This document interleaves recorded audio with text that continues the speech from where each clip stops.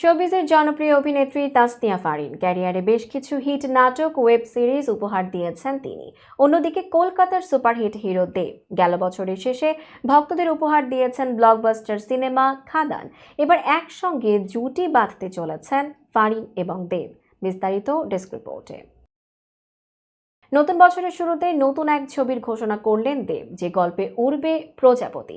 সামাজিক যোগাযোগ মাধ্যমে পরিচালক ও প্রযোজককে সঙ্গে নিয়ে জানিয়ে দিলেন নতুন বছরেই আসছে প্রজাপতি 2। সেখানে দেব লিখেছেন, 24-এর না বলা গল্প বলা হবে 25-এ।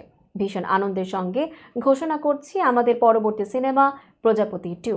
ভারতীয় গণমাধ্যম আনন্দবাজারের প্রতিবেদন অনুযায়ী প্রথম সিনেমার মতো দেবের বাবার চরিত্রে দেখা যাবে মিঠুন চক্রবর্তীকে। অভিনেত্রী তাসনিয়া ফারিনকেও দেখা যাবে গুরুত্বপূর্ণ ভূমিকায়।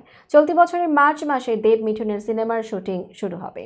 প্রজাপতি সিনেমায় বাবা ছেলের চরিত্রে দেব ও মিঠুনের অভিনয় দাগ কেটেছিল দর্শকদের মনে। এবারও তেমনই গল্পের প্রত্যাশায় দর্শকরা। পাশাপাশি নতুন চমক হিসেবে থাকছেন ফারিন।